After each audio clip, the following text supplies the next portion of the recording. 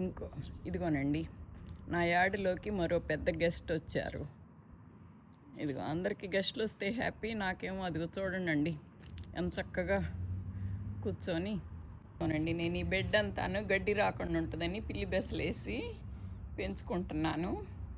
ఇదిగోనండి నా గెస్ట్,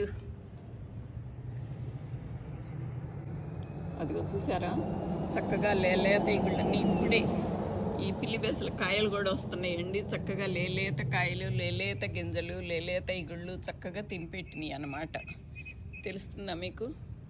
అసలు అది అలా ఉంటుందండి. బెడ్ అంతా బాగానే వచ్చేసింది. ఇవేమో ఇదిగోనండి ఇలా చక్కగా తినేసినాయి అన్నమాట ఇప్పుడు ఇగుళ్ళు. ఇవైతే పర్లేదు, నా బెండ చిగుళ్ళు కూడా తినేసినాయండి. అదిగోండి దాని డెన్లోకి వచ్చి తిరుగుతున్నట్టు నేను దగ్గరలో ఉన్నా కూడా ఏం భయపడకుండా అసలు అది దాని డెన్ అయినట్టు ఎంత చక్కగా మూవ్ అవుతుందో.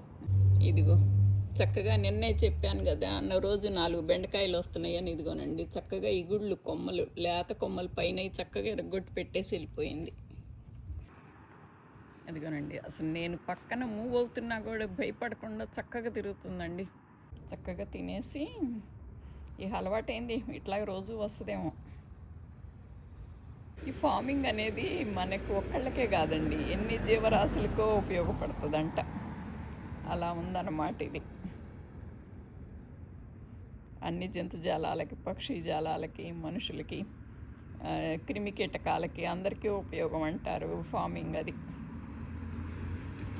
ఓకే అండి, థ్యాంక్ యూ.